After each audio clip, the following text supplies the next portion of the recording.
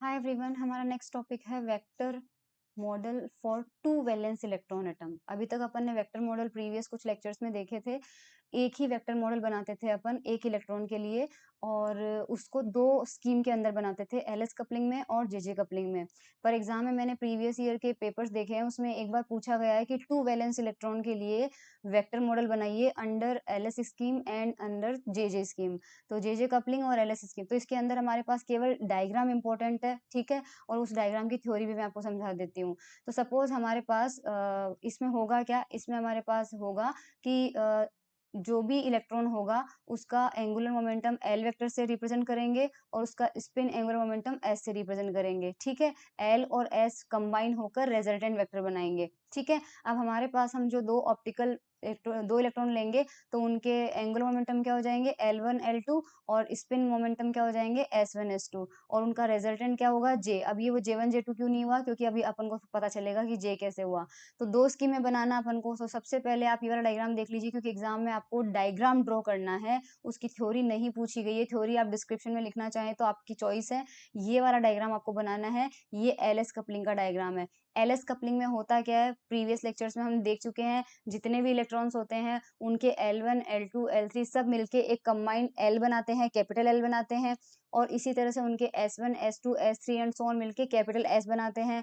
फिर वो capital L और कैपिटल S मिलके रिजल्टेंट बनाता है कैपिटल J, और वो उनका फाइनल टोटल एंगुलर मोमेंटम होता है, ठीक है। तो एलएस कपलिंग में हम जानते हैं कि इसमें सबसे ज्यादा ये, हाँ, एलएस कपलिंग हमेशा लाइटर एटम के लिए होती है। वेक्टर मॉडल में क्या होगा, individual orbital angular momentum vectors L1 L2 of the two electrons are strongly coupled। सबसे पहले L1 L2 जो है वो कपल होंगे और रिजल्टेंट ऑर्बिटल एंगुलर मोमेंटम बनाएंगे कैपिटल L। डायग्राम में मैं दिखा देती हूँ। डायग्राम में आप यहाँ पर देखिए, ये रहा आपका L1, ठीक है, और ये रहा आपका L2। ये आपका L2 यहाँ तक जा रहा है, तो इनका रिजल्टेंट इनके बीच में कहीं आएगा। तो इनका रिजल्टेंट ये रहा, इनका रिजल्टेंट ये रहा, और इनका रिजल्टेंट क्या बन रहा है, कैपिटल L, ठीक है। तो ये आपका L2 हो गया, ये आपका इधर L1 हो गया, और इनका रिजल्टेंट है कैपिटल L। ओके। इसके बाद में क्या होता है कि जो स्मॉल L1 और स्मॉल L2 है वो कैपिटल L के चारों तरफ प्रिसीशन करते हैं। तो L1 प्रिसीशन करेगा तो ये वाला सर्कल बनाएगा कैपिटल L के चारों तरफ, और L2 प्रिसीशन करेगा तो ये वाला सर्कल बनाएगा, ये एल के। तो इतना चीज समझ में आ गई होगी आपको कि सबसे पहले दोनों इलेक्ट्रॉनों का L1 L2 मिलकर कपल होते हैं और रिजल्टेंट बनाते हैं कैपिटल L, और उसके बाद में दोनों L1 L2 मिलकर कैपिटल L के चारों तरफ प्रिसीशन करते हैं। यही सेम चीज होती है स्पिन के साथ में। तो यहाँ पे देखो, स्पिन का वेक्टर जो है वो S1 हो गया, ये रहा, और यहाँ पे S2 हो गया, ये रहा, और इनका रिजल्टेंट बीच में कहीं आएगा तो ये हमारा कैपिटल S हो गया। S1 जो है वो भी इसके चारों तरफ मूव करेगा, और S2 जो है वो भी इसके चारों तरफ मूव करेगा। अब देखो, L1 L2 के अंदर सर्कल ऊपर नीचे हैं, लेकिन S1 S2 के अंदर एक ही सर्कल बना है, क्योंकि हमें पता है S1 और S2 की वैल्यू डिफरेंट नहीं हो सकती है। स्पिन की वैल्यू हमेशा 1/2 ही होती है। तो ये भी 1/2 होगा, ये भी 1/2 होगा, इसलिए इन दोनों का मैग्नीट्यूड सेम लिया है। लेकिन L1 L2 का मैग्नीट्यूड सेम हो ये बिल्कुल जरूरी नहीं है, क्योंकि L1 जो हो सकता है वो S ऑर्बिट हो सकता है जिसके लिए L = 0 होता है, और L2 P हो सकता है जिसके लिए L = 1 होता है। तो L की वैल्यू 1 2 3 कुछ भी हो सकती है, बट स्पिन की वैल्यू 1/2 होती है। दैट इज वाई हमने यहाँ पे उन दोनों का मैग्नीट्यूड सेम लिया है, तो एक ही सर्कल हमें मिल रहा है, ठीक है। उसके बाद ये कैपिटल L, ये कैपिटल L और ये कैपिटल S, ये दो वेक्टर मिलके रिजल्टेंट बनाएंगे। तो वो रिजल्टेंट देख लेते हैं। तो अब हमारे पास देखो, यहाँ पे एक वेक्टर इधर जा रहा है, ये एक वेक्टर हो गया L वेक्टर, और ये दूसरा वेक्टर हो गया S वेक्टर। इन दोनों का रिजल्टेंट बीच में कहीं आएगा, तो इन दोनों का रिजल्टेंट ये रहा, इन दोनों का रिजल्टेंट बीच में कहीं पे आ गया, और ये हमारा क्या हो जाएगा, J, क्योंकि ये किस किस का रिप्रेजेंट कर रहा है, L प्लस S। जहां पर ये L जो है वो क्या है, L1 प्लस L2, और ये S क्या है, S1 प्लस S2। तो ये एलएस कपलिंग में टू इलेक्ट्रॉन का वेक्टर मॉडल है under LS coupling scheme. I hope ये आपको समझ में आ गया है, ठीक है। और हाँ, लास्ट में ये भी चीज ध्यान रखनी है आपको, ये L1 L2 जो है वो L के चारों तरफ प्रिसिस करते हैं, L की वैल्यू दी जाती है, इसी तरह से L1 माइनस L2 से L1 प्लस L2 तक, ठीक है। और उसके बाद L की वैल्यू 0 1 2 हो सकती है। स्पिन के अंदर भी S1 S2 होंगे, और ये जो मैंने आपको अभी तक बताया है, S1 S2 का मैग्नीट्यूड सेम था, 1/2 था, तो S की वैल्यू हमारे पास 0 और 1 हो सकती है, इस तरह से। और जे की value finally L plus S होगी। हाँ, इसमें ये लिखा हुआ है एल और एस दोनों स्लोली स्लोली जे के अराउंड प्रिसिशन करते हैं। डायग्राम में एल का प्रिसिशन तो दिखाया हुआ है, लेकिन जे एस का प्रिसिशन नहीं दिखाया हुआ है। तो ये देखो एल जो है ये इस सर्कल में जे के अबाउट प्रिसिशन कर रहा है, तो कैपिटल एल भी जे के अबाउट करेगा। और ये एस जो है यहाँ पर एक सर्कल और बनना चाहिए था इस तरह से, जो इन्होंने नहीं बनाया है, तो आप भी मत बनाना चाहे तो कोई जरूरी नहीं है। लेकिन थ्योरी में लिखा हुआ है कि जो कैपिटल एल है वो भी जे के अबाउट प्रिसिशन करेगा, और जो एस है वो भी जे के अबाउट प्रिसिशन करेगा। तो ये वेक्टर मॉडल जो है वो आपका हो जाएगा। अब क्योंकि ये वेक्टर मॉडल आपको बनाना है, देखना है, इसलिए मैं सब कुछ मिटा देती हूँ, क्योंकि एग्जाम में आपसे बस ये वेक्टर मॉडल पूछा जाएगा। तो ये वेक्टर मॉडल आपको इस तरह से बनाना है। ध्यान रखिए 2 इलेक्ट्रॉन का वो वेक्टर मॉडल है अंडर एलएस कपलिंग स्कीम। अब हम जाते हैं जेजे कपलिंग में। इसका एग्जाम्पल जो है वो हमें नहीं देखना है, एग्जाम्पल नहीं पूछा जाएगा आपके पास। एलएस कपलिंग में ये भी नहीं पूछा जाएगा, ये डायग्राम, ये स्पेक्ट्रम, ये कुछ भी नहीं पूछा जाएगा। ठीक है, सिलेक्शन रूल वो के वही है सेम, ये सब इंपॉर्टेंट नहीं है। ये जो चीजें आ रही है ये इंपॉर्टेंट नहीं है आपके पास, क्योंकि एग्जाम में पूछी भी नहीं गई है, ये सिलेबस में भी नहीं दे रखी है। इवन ये वेक्टर मॉडल भी 2 इलेक्ट्रॉन का नहीं दे रखा है, पर पूछ लिया गया है। ये जेजे कपलिंग में है, देखो जेजे कपलिंग में होगा क्या। जेजे कपलिंग में होगा, सबसे पहले एलएस कपलिंग में हमने क्या किया था, एलएस कपलिंग में हमने सबसे पहले L1 L2 को कपल किया था, फिर S1 और S2 को कपल किया था, फिर यहाँ से मिला था L और यहाँ से मिला था S, और इन दोनों को ऐड कर दिया था, और ये रिजल्टेंट से हमें J मिल गया था। इसके अंदर क्या करना है, पहले पहले इलेक्ट्रॉन का L1 और पहले इलेक्ट्रॉन का S1, ये दोनों मिलके देंगे हमें J1। ठीक है, फिर L2 और प्लस S2, ये दोनों मिलकर हमें देंगे J2, और फिर ये J1 और J2 मिलके हमें देंगे J1 प्लस J2, ये मिलके हमें देंगे रिजल्टेंट J। ये JJ कपलिंग है और ये LS कपलिंग है। तो इस बार क्या होगा, डायग्राम में देखते हैं। सबसे पहले ये L1 वेक्टर है और ये S1 है। L1 और S1 मिलके जोड़ना है हमें, तो इनके बीच में ये आ गया J1।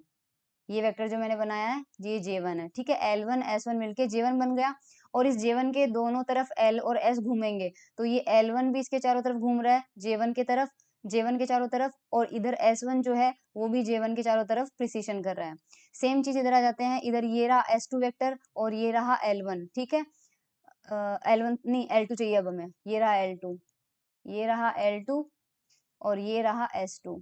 तो इन दोनों का बीच का रिजल्टेंट कहाँ पे आएगा, बीच में कहीं आएगा, बीच में यहाँ पे कहीं पे आ गया J2। और ये J2 के चारों तरफ प्रिसिशन करेंगे, तो L2 प्रिसिशन कर रहा है J2 के चारों तरफ, S2 प्रिसिशन कर रहा है J2 के चारों तरफ, और अब हमारे पास रिजल्टेंट J1 ये रहा, इधर बना लेती हूँ, रिजल्टेंट J1 इधर आ गया, और ये J2 इधर आ रहा है, J2 इधर आ रहा है। देखो दूसरे कलर से ले लेते हैं, समझ में आ जाएगा इसी थिकनेस के साथ में। अब हमारा J1 इधर आ रहा है, देखो ब्लू कलर बना रही हूँ, ये J1 तो इधर है और J2 इधर है। इन दोनों का रिजल्टेंट बीच में कहीं आएगा, तो इन दोनों का रिजल्टेंट ये आ गया J।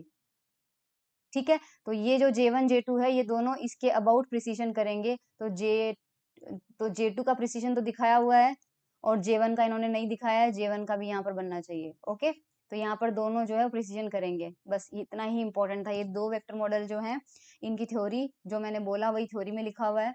इसके बाद ये बहुत इंपॉर्टेंट टॉपिक है, एक interaction energy triplet separation in LS and JJ coupling. Interaction energy हमें एलएस और जेजे कपलिंग में निकालनी है।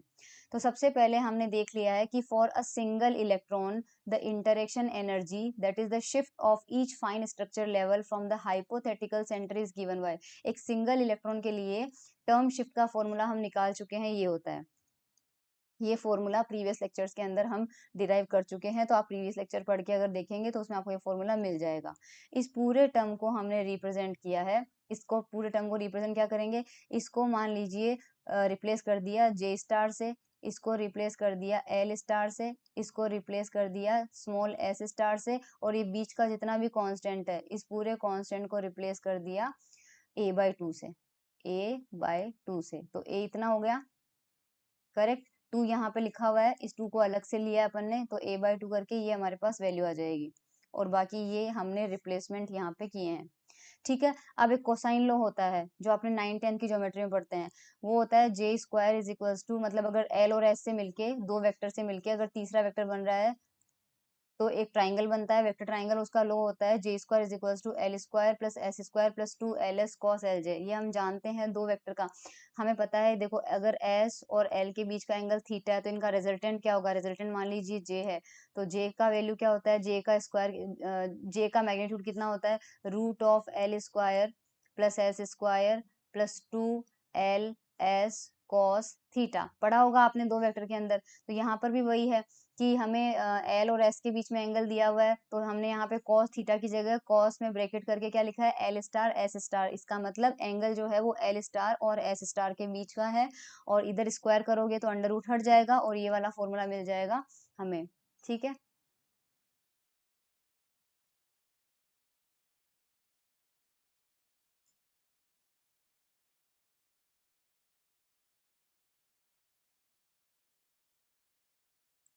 ठीक है, हमें ये वाला मिल जाएगा।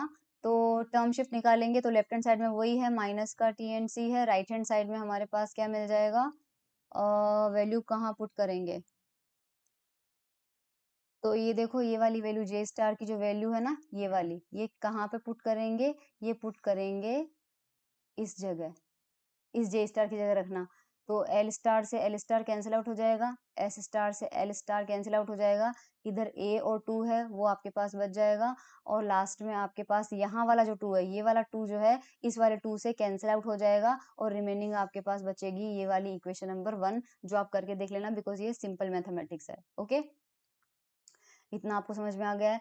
अब हम क्या करेंगे, दो इलेक्ट्रॉन लेंगे। इन केस ऑफ दो इलेक्ट्रॉन, हमारे पास 4 एंगुलर मोमेंटा है, L1 star, L2 star, S1 star, S2 star. इनके 6 इंटरेक्शन हो सकते हैं, 6 पॉसिबल इंटरेक्शन हो सकते हैं। देखो S1 S2 के साथ में, L1 L2 के साथ में, L1 S1 के साथ में, L2 S2 के साथ में, L1 S2 के साथ में और L2 S1 के साथ में। इसके अलावा आप इनका और कोई कॉम्बिनेशन नहीं बना सकते। तो सबसे पहले अपन क्या करेंगे, इन एलएस कपलिंग इंटरेक्शन, अब एलएस कपलिंग में क्या, कौन डोमिनेट करेगा और कौन किसी को नेग्लेक्ट कर सकते हैं, और जेजे कपलिंग में कौन डोमिनेट करेगा और किसको नेग्लेक्ट कर सकते हैं, वो हमें देखना है। एलएस कपलिंग में 1 and 2 predominate over 3 and 4 while 5 and 6 are negligible small। मतलब एलएस कपलिंग में दो इंटरेक्शन जो है वो डोमिनेट करेंगे सबसे ज्यादा। तो एलएस कपलिंग में हमने देखा था, एलएस कपलिंग में सबसे पहले L1 L2 के साथ कपल होता है और S1 जो है वो S2 के साथ कपल होता है। तो क्योंकि हम एलएस कपलिंग की बात कर रहे हैं यहाँ पे, तो कौन से दो इंटरेक्शन लेंगे आउट ऑफ 6, आउट ऑफ 6 लेंगे, पहला क्योंकि ये S1 S2 के साथ हो रहा है, और दूसरा क्योंकि ये L1 L2 के साथ हो रहा है। बाकी सारे इंटरेक्शन जो है हम अवॉइड कर देंगे, और यही हमें ध्यान रखना पड़ेगा। तो अप्लाई इक्वेशन 1, तो उस कंडीशन में हमारे पास वैल्यू क्या आएगी, ये अपन अप्लाई कर लेते हैं यहाँ पे। फॉर्मूला इक्वेशन 1 में क्या मिला है, डेल्टा टी जो मिला है वो मिला है A L star S star cos L star S star. ये तब मिला है जब एल स्टार और एस स्टार आपस में कपल हो रहे हैं। लेकिन अगर S1 और S2 मिला है तो यहाँ एल स्टार की जगह S1 आ जाएगा, एस स्टार की जगह S2 आ जाएगा, और एंगल S1 S2 के बीच का आ जाएगा। सिमिलरली अगर L1 L2 की करेंगे तो एल स्टार की जगह L1 आ जाएगा, एस स्टार की जगह L2 आ जाएगा, और यहाँ एल स्टार और एल स्टार के बीच का L1 L2 के बीच का एंगल आ जाएगा। तो देखो डेल्टा टी यहाँ पर क्या करते हैं अपन, अगर अपन लिखते हैं फर्स्ट के करस्पॉन्डिंग लिखते हैं, तो फर्स्ट में कौन कौन से वेक्टर है, S1 और S2। तो हमारे पास A1 S1 star S2 star cos S1 S2 आ जाएगा। सेकंड के लिए लिखते हैं तो सेकंड के लिए क्या आ जाएगा, L1 स्टार L2 स्टार, और cos किसके बीच में आ जाएगा, L1 L2 के लिए। थर्ड वाला वैसे नेग्लेक्ट कर रहे हैं, लेकिन थर्ड वाले के लिए लिखते हैं तो डेल्टा 3 कितना हो जाएगा, L1 S1 cos L1 S1। और फोर्थ के लिए लिखते हैं तो फोर्थ के लिए हमारे पास कितना आ जाएगा, L2 S2 और cos L2 star L2 star. ठीक है, ये आ जाएगा। अब हमें पता है कि S1 LS कपलिंग में S1 S2 जो हैं वो रैपिडली प्रिसिस करते हैं with fixed angle around their capital S। हमने LS कपलिंग में देख लिया। वेक्टर मॉडल को देखिए, प्रीवियस लेक्चर में वेक्टर मॉडल को देखिए, प्रीवियस लेक्चर में क्यों, इसी लेक्चर में हमने अब अभी पढ़ा है वेक्टर मॉडल। वेक्टर मॉडल के अंदर हमने क्या किया था कि S1 और S2 जो है मिलके अगर कैपिटल S बनाते हैं तो S2 भी उसके चारों तरफ घूमता है और S1 भी उसके चारों तरफ घूमता है, देखा था। तो S1 S2 precess rapidly with fixed angle around their resultant S vector which remains invariant in magnitude therefore by cosine law। तो by cosine law अगेन, क्योंकि अगर S1 और S2 से रिजल्टेंट S बन रहा है तो मोड S कितना होगा, root of S1 square plus S2 square plus 2 S1 S2 cos theta. Theta किसके बीच में होगा? S1 S2 है। तो यहाँ दोनों साइड में स्क्वायर कर देंगे तो इधर S स्क्वायर आ जाएगा, तो कैपिटल S स्टार स्क्वायर हो जाएगा, और यहाँ S1 star square S2 star square 2 S1 star S2 star cos S1 S2। ठीक है, ये हमें मिल जाएगा। S स्टार की जगह वैल्यू आ जाएगी, दिस गिव्स, तो ये वाली वैल्यू जो है डेल्टा T1 की निकालते हैं, तो डेल्टा T1 हमारा लेफ्ट हैंड साइड में एज इट इज है। ठीक है, डेल्टा T1 में ये वाली वैल्यू कहाँ रखेंगे? एक मिनट मुझे इरेज करने दो ताकि हमें जगह मिले, और कलर चेंज लेती हूँ, रेड कलर लेती हूँ क्योंकि ये वैल्यू हमने पुट करी है। तो ये A1 एज इट इज रहने देना। ठीक है, और हमें वैल्यू कहाँ पर रखनी है? किसकी वैल्यू रखनी है हमें? हमें कॉस, ये ध्यान रखना, हम निकालेंगे यहाँ पे S1, ये रहा S1 S2 cos S1 S2। देखो मैंने रेड कलर के इसमें लूप में जिस टर्म को लिया है उसकी वैल्यू निकालेंगे, तो उसकी वैल्यू हो जाएगी S star square minus S1 star square minus S2 star square divided bye 2। ठीक है, ये वाली वैल्यू जो है ये उठा के आपको पुट करनी है इस जगह। किस जगह? इस जगह, इस वाले लूप के अंदर। तो फिर हमारा डेल्टा टी क्या बनेगा? डेल्टा टी बनेगा 1/2 A1, और ये वाली वैल्यू आ जाएगी। समझ में आ गया आपको? S1 S2 स्टार कॉस की वैल्यू इस इक्वेशन से लेनी है यहाँ से, और वापस पुट करनी है ऊपर यहाँ पे, तो हमें डेल्टा T1 इस तरह से मिल जाएगा। ठीक है, सिमिलरली डेल्टा 2 करोगे तो डेल्टा T2 जो है वो आप निकालना, सेम वही चीज की है जो मैंने S1 S2 के साथ की है, वो यहाँ पे L1 L2 के साथ की हुई है। ठीक है, अब क्या करना है? अब जो कैपिटल L स्टार है और S स्टार है, ये उनके रिजल्टेंट J स्टार के अबाउट प्रिसिशन करेंगे। ठीक है, अब प्रिसिशन करेंगे और उसके बाद में हमें एक और चीज मिली है। हमें क्या मिला है? The interaction energy corresponding to precision is due to coupling between. एक हमारे पास क्या हुआ है? In the same way as L S of the single electron. हाँ, ये वही चीज लिखी हुई है जो हमने पहले पढ़ी है। अब अपन क्या करेंगे यहाँ पे? देखो, यहाँ पे ये लाइन जो है वो बहुत इंपॉर्टेंट है, ये समझना। ये वाला पूरी 4 लाइनें अच्छे से समझते हैं। ओके, इन पूरी 4 लाइनों को बहुत अच्छे से समझते हैं। Now L star and S star, ये तो क्या करते हैं? J स्टार के चारों तरफ प्रिसिशन करते हैं, कोई डाउट नहीं है। In the same way as small L star and small S star of a single electron precess around their resultant J star, इसमें भी कोई दिक्कत नहीं है। The interaction energy corresponding to this precession is due to the coupling between L1 star and S1 star. अब हम बात कर रहे हैं L1 स्टार और S1 स्टार की, जो रिप्रेजेंट की गई थी डेल्टा T3 से, और L2 स्टार और S2 स्टार जो एनर्जी रिप्रेजेंट की गई थी डेल्टा T4 से। ठीक है, तो delta T3 and delta T4 are the interaction energy. लेकिन we have to take the average values of the cosines, क्योंकि angle between the vectors are continuously changing. ये चेंज क्यों हो रहा है? पहले तो हमने चेंज नहीं लिया डेल्टा T1 और डेल्टा T2, उसमें अपन किसकी बात कर रहे थे? अब मैं आपको यहाँ पर समझाती हूँ, इस डायग्राम को अच्छे से समझना। देखो, अपन ने कौन सा एंगल फिक्स लिया था? अपन ने कहा था कि शुरू में अपन ने S1 और S2 ये इंटरेक्शन लिया था फर्स्ट वाला, और सेकंड वाला इंटरेक्शन लिया था L1 और L2। तब हमने एवरेज नहीं लिया था कोस का, क्योंकि हमने ये कहा था कि इनका जो रिजल्टेंट आ रहा है कैपिटल S और इनका जो रिजल्टेंट आ रहा है कैपिटल L, ये उसके चारों तरफ फिक्स्ड एंगल में मूव कर रहे हैं। सही बात है। देखो, ये S1 है, ये S2 है, इनका रिजल्टेंट आएगा यहाँ पे बीच में कहीं S, तो ये एंगल थीटा है। अब ये थीटा एंगल बनाता हुआ घूमेगा, करेक्ट, और ये एंगल भी थीटा है, तो ये थीटा एंगल बनाता हुआ घूमेगा, तो वो फिक्स हो गया। सिमिलरली अगर इधर L1 है और इधर L2 है, तो उनके बीच का रिजल्टेंट आ जाएगा कैपिटल L। अब कैपिटल L के चारों तरफ वो घूमेगा थीटा एंगल बनाते हुए, ये भी थीटा एंगल बनाते हुए। लेकिन अब हमारे पास तीसरे में क्या आ रहा है? L1 और S1 आ रहा है, और फोर्थ में हमारे पास क्या आ रहा है? L2 और S2। तो मैं आपको L1 S1 का समझा देती हूँ, वही सेम रीजन L2 S2 का होगा कि इनका जो एंगल है वो फिक्स्ड नहीं है, चेंज हो रहा है। वो चेंज क्यों हो रहा है वो देखना इंपॉर्टेंट होगा।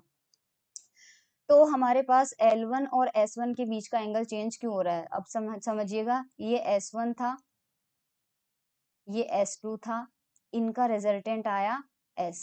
ठीक है, इधर हमारे पास L1 था और इधर हमारे पास L2 था, और इन दोनों के बीच में आया हमारे पास L, और ये L और S के बीच में हमारे पास आया J। अब हमें एंगल किस किस के बीच में निकालना है, L1 और S1। तो यस, अब देखो L1 और S1 के बीच में मतलब इस एंगल की बात हो रही है, इस एंगल की बात हो रही है। तो अभी मतलब मान लीजिए एंगल जो है 30 डिग्री है, मान लीजिए L1 घूमते घूमते इधर घूमेगा, तो घूमते घूमते सपोज L1 यहाँ पे आ गया। जब L1 यहाँ पे आ जाएगा और S1 भी घूमते घूमते मान लीजिए यहाँ आ गया, तो एंगल चेंज हो गया ना, दोनों का एंगल अब इतना हो गया।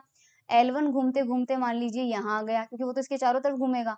तो L1 घूमते घूमते मान लीजिए यहाँ आ गया, और S1 जो है वो S1 यहाँ पर इसके चारों तरफ घूमते घूमते S1 किसी टाइम पे यहाँ पर आ गया, तो S1 तो यहाँ पर आ गया और L1 यहाँ पर आ गया। तो अब इन दोनों के बीच का एंगल ये हो गया। तो L1 और S1 के बीच का एंगल कंटिन्यू चेंज होते रहेगा। इसका कारण है कि S1 S2 और कैपिटल S अलग सिस्टम है, L1 L2 और कैपिटल L अलग सिस्टम है। इन दोनों, ये दोनों अलग अलग सिस्टम जो है वो कांस्टेंट एंगल से एक दूसरे के कांस्टेंट एंगल से आपस में घूम रहे हैं। पर एक क्वांटिटी इधर से ले लोगे इस सिस्टम से और एक क्वांटिटी इधर से ले लोगे इस सिस्टम से, तो उनकी वैल्यू जो है वो चेंज होती रहेगी। पहले आप बात कर रहे थे आप L1 L2 की, ये सिंगल सिस्टम में थे इसलिए एंगल कांस्टेंट था। पहले आप बात कर रहे थे S1 S2 की, सिंगल सिस्टम में थे इसलिए कांस्टेंट था। अब एक पहले सिस्टम से ले लिया और एक दूसरे सिस्टम से ले लिया, तो आपस में कोई कोऑर्डिनेशन नहीं बैठेगा, कंटिन्यू एंगल चेंज होगा। और क्योंकि एंगल चेंज होगा तो अब इन दोनों के बीच का यानी कि S1 और L1, इस cos थीटा का हमें एवरेज लेना पड़ेगा। और उस एवरेज की वैल्यू जो है मैं कैलकुलेट नहीं लिख रही हूँ, डायरेक्टली कैलकुलेटेड वैल्यू लिख रही हूँ, डायरेक्टली गिवन है, याद रखना। The average values are given by, calculation नहीं कर रही हूँ, cos L1 S1 की एवरेज वैल्यू दी जा रही है। L1 कैपिटल L, फिर LS और SS1, ये कोसाइन का फॉर्मूला होता है और हमारे पास डेरिवेशन करके निकाला जा सकता है मैथमेटिक्स की ज्योमेट्री से, जो मैं नहीं निकालूंगी।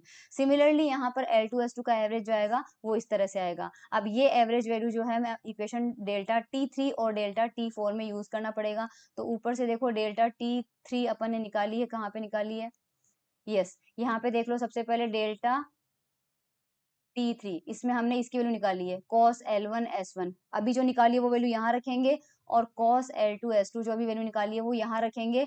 फिर डेल्टा T3 और डेल्टा T4 को लिखेंगे और फिर दोनों को ऐड करेंगे, जो काम आप खुद कर लेना। तो डेल्टा T3 और डेल्टा T4 को ऐड करने से आपको ये टर्म मिल जाएगा, ये वाला टर्म मिल जाएगा, ये वाला टर्म मिल जाएगा, और cos LS दोनों में कॉमन आ जाएगा।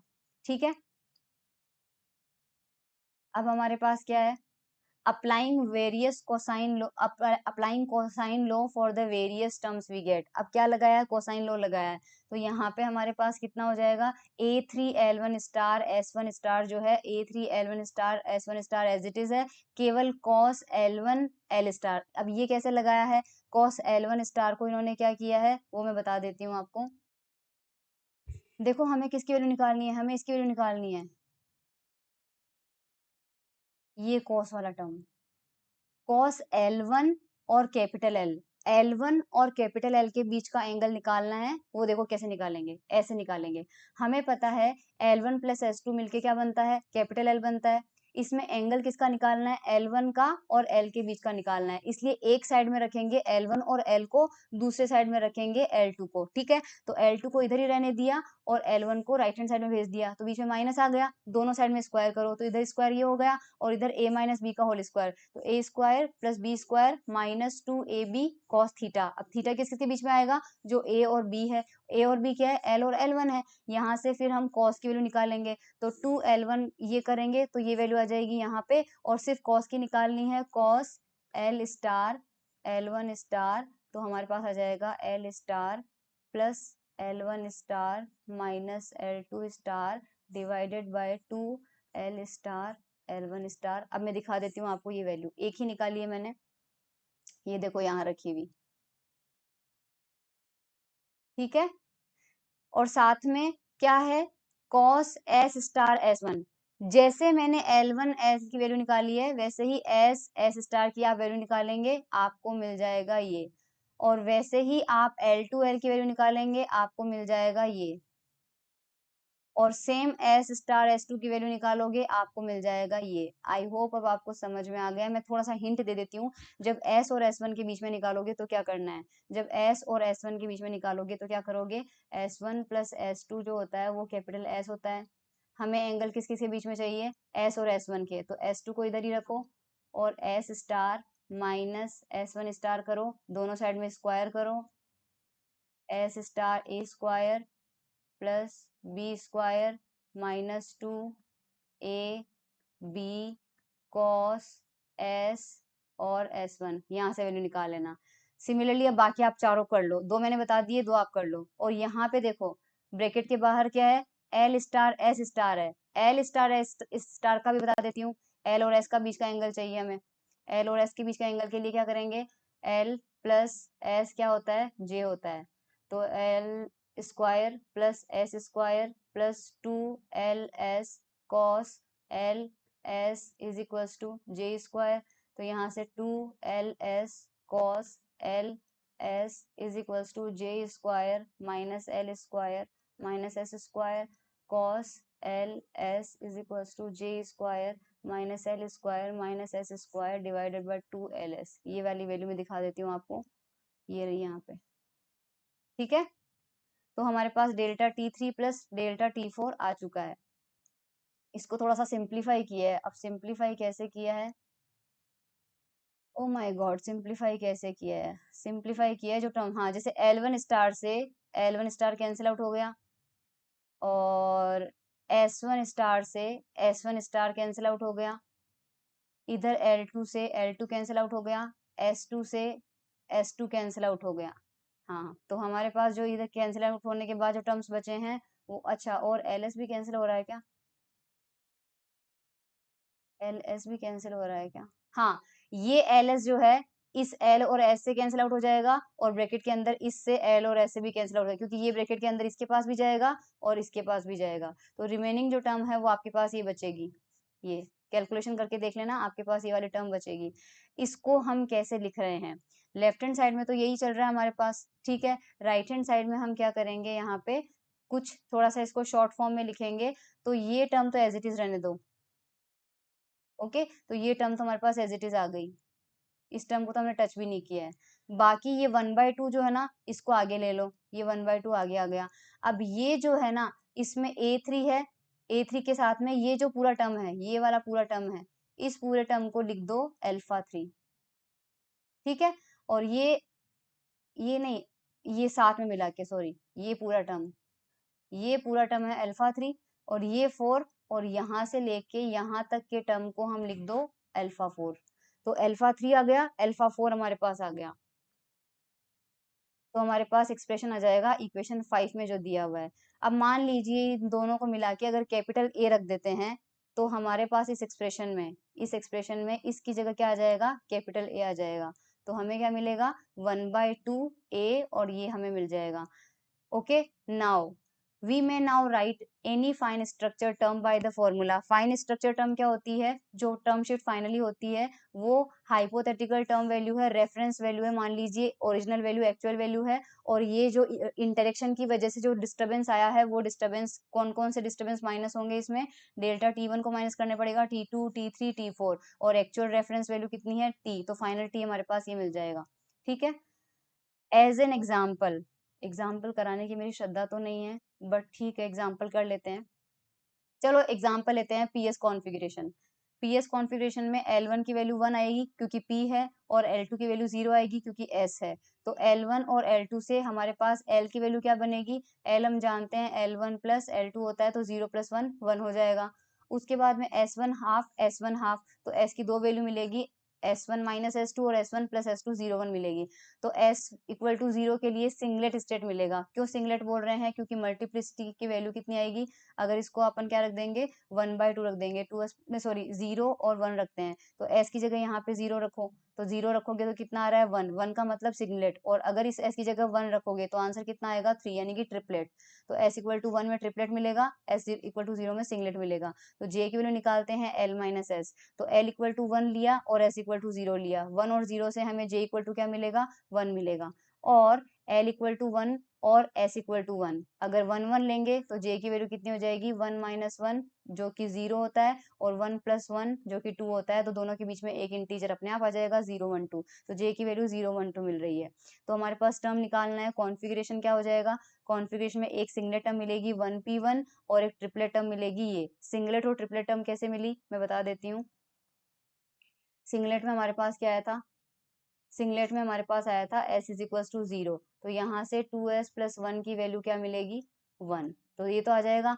और l की वैल्यू हमारे पास कितनी आई थी, l की वैल्यू आई थी हमारे पास 1, तो वो रिप्रेजेंट कर रहा है p को, तो यहाँ पर p आ जाएगा। और j की वैल्यू क्या होती है, l प्लस s यानी कि 1 प्लस 0 यानी कि 1, तो j की वैल्यू यहाँ पर, तो सिंगलेट टर्म तो आ गई 1p1। अब ट्रिपलेट की बात करते हैं, ट्रिपलेट में 3 टर्म आनी चाहिए। ट्रिपलेट में हमारे पास s इज इक्वल टू 1 था, तो 2s प्लस 1 की वैल्यू कितनी हो गई, 3, करेक्ट। उसके बाद l इक्वल टू हमारे पास कितना था, l इक्वल टू हमारे पास था, l इक्वल टू क्या था, l इक्वल टू 1 ही तो था। l इक्वल टू कितना था यार ट्रिपलेट में, l l इक्वल टू अभी भी 1 ही है, l इक्वल टू तो 1 ही लेना है पी टर्म के लिए। एल इक्वल टू तो हाँ 0 और 1 से 1 ही आया है, एल इक्वल टू 1 ही आया है, एल इक्वल टू 1 है।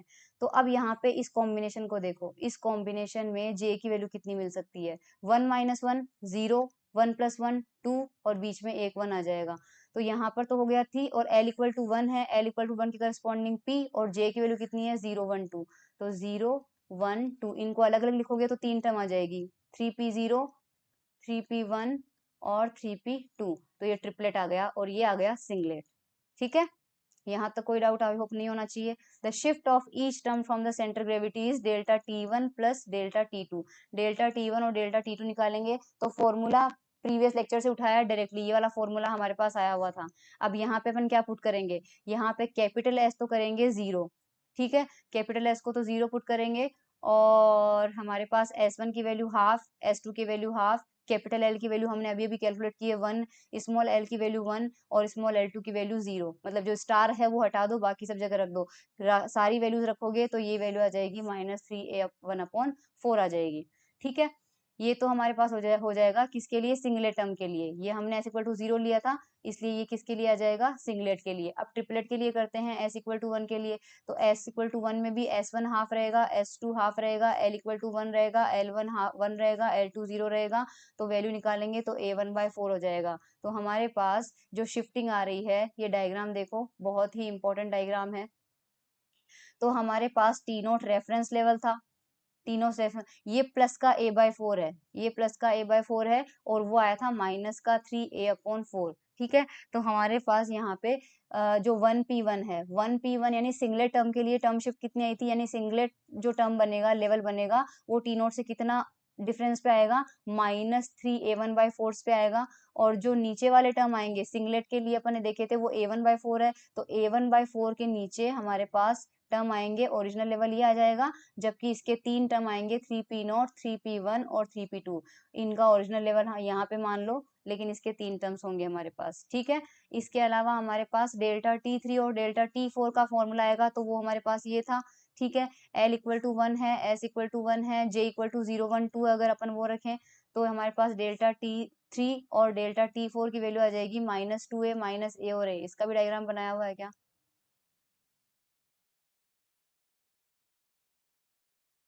ओ माय गॉड यार, ये ना बहुत ज्यादा बड़ा हो रहा है अब, तो ये खुद से करना, मैं समझा देती हूँ आपको।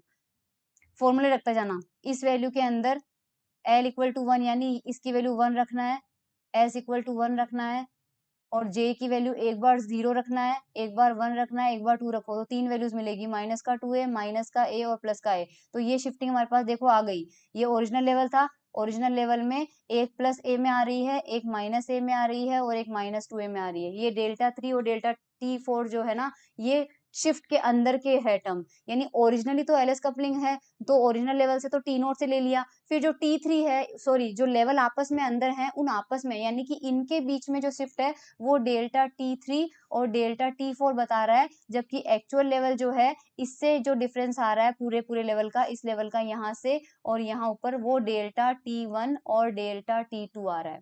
ओके, ये आपको समझ में आ जाना चाहिए। टेक इट, अब ये हो जाएगा हमारे पास,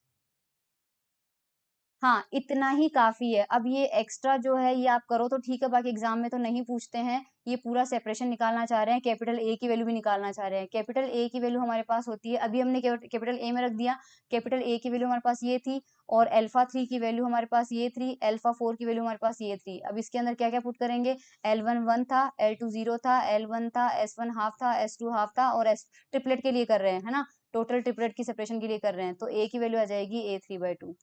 ठीक है, तो पीएस कॉन्फ़िगरेशन में सेपरेशन कितना हो जाएगा हमारा, 3A3/2 हो जाएगा। ये टोटल सेपरेशन कैसे बोल रहा है, ए की वैल्यू अगर A3/2 है, टोटल सेपरेशन 3A3/2 क्यों आया, देखो एक बार डायग्राम में। टोटल सेपरेशन क्यों बोल रहा है ट्रिपलेट टर्म में, टोटल सेपरेशन इसलिए बोल रहा है ये बोल रहा है यहाँ से लेकर यहाँ तक का टोटल।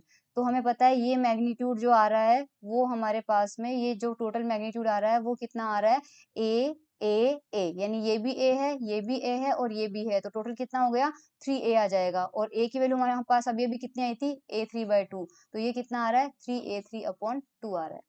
ओके, क्योंकि ये माइनस का 2A जो है यहाँ से है, माइनस का 2A तो यहाँ से है, ये माइनस का A है, ये A है प्लस का, और ये भी माइनस का A है, तो टोटल ट्रिपलेट का जो सेपरेशन है वो अपन ने यहाँ निकाला है। अब अपन बात करते हैं जेजे कपलिंग की। ओके, इसीलिए ये बढ़ा जा रहा है। जेजे कपलिंग में इंटरेक्शन L1 S1 के बीच में कमजोर होता है, नहीं सॉरी, L1 S1 के बीच में स्ट्रॉन्ग होता है, और L2 S2 के बीच में स्ट्रॉन्ग होता है। L1 L2 का कमजोर होता है, S1 S2 का कमजोर होता है। तो इस बार डेल्टा 3 और 4 जो है वो डोमिनेट करेंगे, और T1 T2 नहीं डोमिनेट करेंगे। ठीक है, तो सबसे पहले अपन इस बार क्या करेंगे, डेल्टा 3 का फॉर्मूला रखो, डेल्टा 3 का फॉर्मूला निकाल लिया ये वाला था, और डेल्टा T4 का फॉर्मूला निकाल लिया ये था। वही चीज करेंगे इस बार जेजे कपलिंग के डायग्राम में। अब सेम चीज करना, जैसे मैंने वेरिएबल बताया था, इस बार S1 S2 का एंगल चेंज होगा, और L1 L2 का चेंज होगा, और चेंज होने वाले फॉर्मूले जो है वो डायरेक्टली आप यहाँ से रख लेना। प्लीज एक बार में ये सारा का सारा चीज एलएस कपलिंग के लिए एक एक लाइन आपको समझा चुकी हूँ, इसलिए जेजे कपलिंग के लिए ये वाला पार्ट खुद समझने की कोशिश करना। जेजे कपलिंग वाला वेक्टर मॉडल देखना, उसमें हमारे पास एक पूरा सिस्टम बना हुआ है, L1 S1 कपल होके और जे बन रहा है, दूसरे सिस्टम में L2 S2 कपल होके J2 बन रहा है। तो उस सिस्टम में अगर कोई भी एंगल होगा तो फिक्स रहेगा, इस सिस्टम में कोई भी एंगल होगा तो फिक्स रहेगा, लेकिन एक टर्म आपने उसका ले लिया और एक टर्म आपने इसका ले लिया, तो L1 S1 और J1 ये एक सिस्टम है, L2 S2 J2 ये एक सिस्टम है, पर यहाँ पर एंगल क्या लिया आपने, S1 एक सिस्टम से ले लिया, S2 दूसरे सिस्टम से ले लिया, तो इनका जो एंगल है वो चेंज होता रहेगा, तो इनका हमें एवरेज लेना पड़ेगा, तो एवरेज आ जाएगा delta T1 plus delta T2 का फॉर्मूला सेम टू सेम आप रखेंगे जो ऊपर लिखा हुआ है। इस बार कांस्टेंट जो है बीटा के टर्म्स में रखेंगे, सेम जैसे मैंने अल्फा के टर्म्स में किया था, ये बी आ जाएगा, सेम है, कुछ भी डिफरेंस नहीं है, इसलिए मैं एक्सप्लेन नहीं करूंगी, वापस यही फॉर्मूला लिखा था, और एग्जाम्पल वही पीएस कॉन्फ़िगरेशन का लिया है। इस बार आपके पास L1 S1 आ जाएगा, तो 1 और 1/2 की कॉम्बिनेशन से 1/2 3/2 बनेगा, इस कॉम्बिनेशन से 1/2 बनेगा, तो यहाँ पर आपको 1/2 कॉम्बिनेशन मिलेगा, एक तो एक 3/2 1/2 कॉम्बिनेशन मिलेगा। जे की वैल्यू आपने यहाँ पे निकाल ली है, ठीक है, इस 1/2 से आपको क्या मिलेगा, 0 और 1 मिल सकता है, इस 3/2 और 1/2 से आपको क्या मिल सकता है, 1 और 2 मिल सकता है। ठीक है, फिर आप यहाँ पर डेल्टा 3 और 4 की वैल्यू रखोगे, ऐड करोगे, और J1 J2 की जगह पुट करोगे, ये -A3 आ जाएगा, ये A3/2 आ जाएगा, और डायग्राम भी इस बार आपको खुद समझना है, डायग्राम भी मैं नहीं समझा रही, ये डायग्राम सेल्फ कीजिए, जैसा मैंने एलएस कपलिंग में बनाया था बिल्कुल वैसा है। इस बार डेल्टा T3 और डेल्टा T4 है ना, वो ये वाली होगी, और इनके अंदर की जो सेपरेशन होगी ना, अंदर की जो सेपरेशन होगी, ये डेल्टा T1 और डेल्टा T2 से डिस्क्राइब होगी, और ये डेल्टा T3 और ये डेल्टा T4 से डिस्क्राइब होगी, क्योंकि वो डोमिनेट कर रहे हैं। तो ये इंटरेक्शन एनर्जी है आपकी, और इसी तरह से ये आ जाएगा डेल्टा T1 डेल्टा T2 आ चुका है यहाँ पे, ये आ जाएगा अपने पास में उस डायग्राम में। ठीक है, comparison of terms in JJ and LS coupling में हमारे पास ये नहीं करना है हमें। रेगुलरिटीज इन कॉम्प्लेक्स स्पेक्ट्रा भी सिलेबस में नहीं है। सॉल्व प्रॉब्लम से देख लो आप तो फटाफट, अब ये एग्जाम में पूछा जा सकता है, पूछा गया भी है शायद।